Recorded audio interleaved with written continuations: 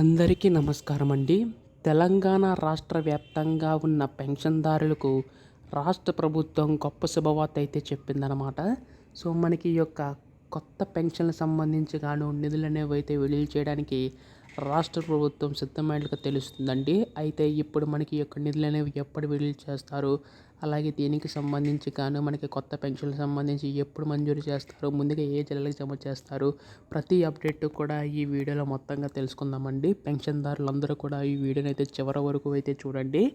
అంతకంటే ముందు చాలామంది వీడియోని అయితే చూస్తున్నారు కానీ సబ్స్క్రైబ్ చేసుకోవడం లేదు. మీరు కనుక సబ్స్క్రైబ్ చేసుకుంటే నేను పెట్టే ప్రతి చిన్న లేటెస్ట్ అప్డేట్ కూడా మీకైతే ఎప్పటికప్పుడు మిస్ కాకుండా తెలుసుకోగలుగుతారండి. సో దయచేసి ఛానల్ అయితే సబ్స్క్రైబ్ చేసుకోండి. ఇంకా ఆలస్యం చేయకుండా వీడియోలోకి అయితే వెళ్ళిపోదాం. సో మనకి తెలంగాణ రాష్ట్ర వ్యాప్తంగా ఉన్న ప్రజలకు రాష్ట్ర ప్రభుత్వం అనేక పథకాలు అనేవి తీసుకొచ్చిందండి. అయితే మనకి నేడు రైతు భరోసా, ఇందిరమ్మ ఇల్లు పథకాలు అనేవి అయితే ప్రారంభించనుందనమాట.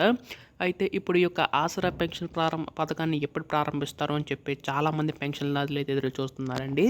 సో దీనికి సంబంధించి రాష్ట్ర ప్రభుత్వం అయితే నిధులు అనేవి అయితే కేటాయించిందనమాట.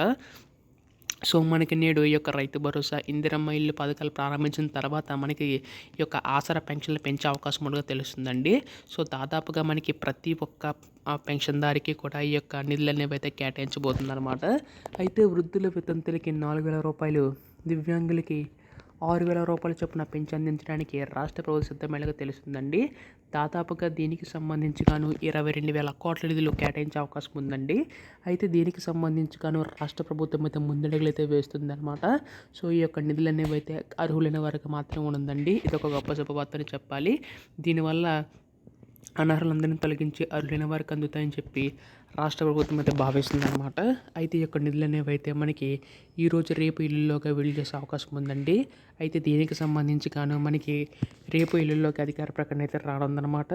ఎప్పుడు దీనిపై అధికార ప్రకటన వచ్చినా మీరు ముందుగా తెలుసుకోవాలనుకుంటే ఛానల్ అయితే సబ్స్క్రైబ్ చేసుకోండి. ధన్యవాదములు. జై హింద్.